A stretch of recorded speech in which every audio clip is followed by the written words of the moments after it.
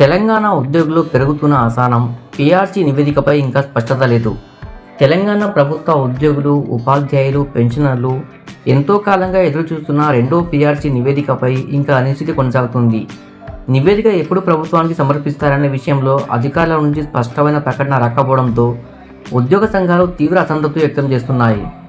పెరుగుతున్న ద్రవ్యోల్బణం, కుటుంబ ఖర్చులు వంటి అద్దెల భారం మధ్య వేతన సవరణ ఆలస్యం కావడం ఉద్యోగులను ఆర్థికంగా ఇబ్బందులకు గురిచేస్తుందని సంఘాలు ఆవేదన వ్యక్తం చేస్తున్నాయి.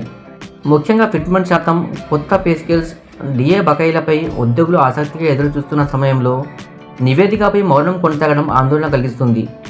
ముఖ్యమంత్రి రేవంత్ రెడ్డి ఇప్పటికే పీఆర్సీ ప్రక్రియను వేగవంతం చేయాలని అధికారులను ఆదేశించినప్పటికీ ఇప్పటి వరకు నివేదిక సమర్పణ జరగకపోవడం ఉద్యోగ వర్గాల్లో అనేక అనుమానాలకు దారితీస్తుంది. నివేదిక సిద్ధమైందా లేక ఇంకా ప్రక్రియలోనే ఉందా అనే ప్రశ్నలు వినిపిస్తున్నాయి. ఉద్యోగ సంఘాల నేతలు మాత్రం ఈ జాప్యాన్ని తీవ్రంగా తప్పుపడుతున్నారు.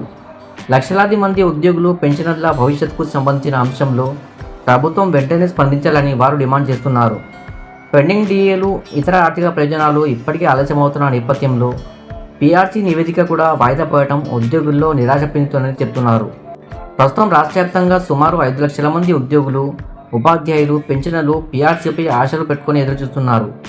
ప్రభుత్వం త్వరలోనే స్పష్టత ఇచ్చి ఉద్యోగుల అంచనాలకు అనుగుణంగా నిర్ణయం తీసుకోవాలని ఉద్యోగ సంఘాలు కోరుతున్నాయి.